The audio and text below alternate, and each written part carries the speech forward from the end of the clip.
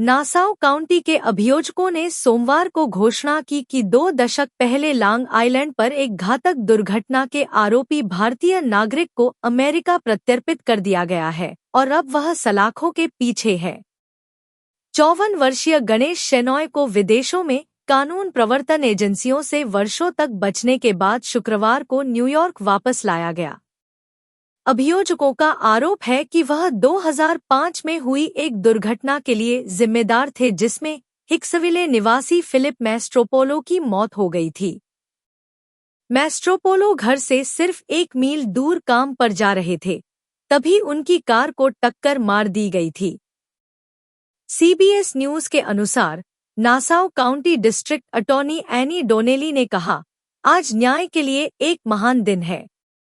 अधिकारियों ने बताया कि शेनॉय अप्रैल 2005 में ओल्ड कंट्री रोड पर लाल बत्ती पार करते समय बेहद तेज गति से गाड़ी चला रहा था और मास्ट्रोपोलो की गाड़ी से टकरा गया।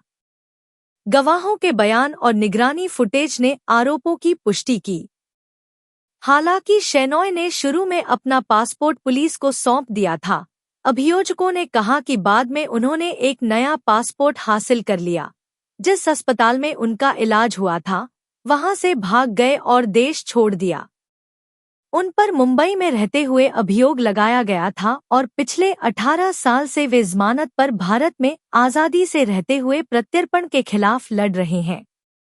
डोनेली ने कहा, अगले 18 सालों तक वह अमेरिका प्रत्यर्पण के खिलाफ लड़ता रहा।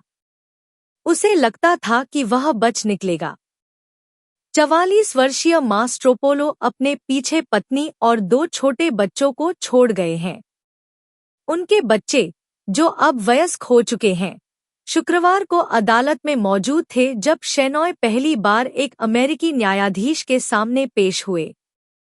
सहायक जिला अटॉर्नी माइकल बुशवैक ने कहा, वे बहुत खुश थे और प्रतिवादी भावशून्य था। डोनेली ने कहा, परिवार ने पहली बात यही कही, हमने कभी नहीं सोचा था कि यह दिन आएगा।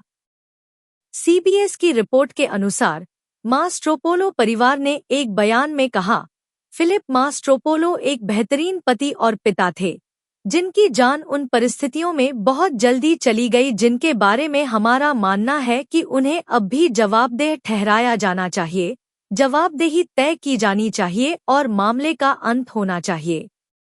हमारा परिवार इस मामले में नए घटनाक्रम और नए सिरे से ध्यान दिए जाने के लिए आभारी है। हमें उम्मीद है कि 20 साल बाद आखिरकार न्याय हमारी पहुंच में होगा। हमें मिले सभी समर्थन की हम सराहना करते हैं और उन सभी एजेंसियों का व्यक्तिगत रूप से धन्यवाद करना चाहते हैं जिन्होंने इसे संभव बनाने के लिए अथक प्रयास किया है। इस भावनात्मक समय में हम निजता और सम्मान की अपील करते हैं। अभियोजकों ने कहा कि शेनॉय के भारत में कानूनी विकल्प खत्म हो गए हैं, जिससे उनके प्रत्यर्पण का रास्ता साफ हो गया है। नासाउ काउंटी के एक न्यायाधीश ने उन्हें बिना जमानत के हिरासत में रखने का आदेश दिया है।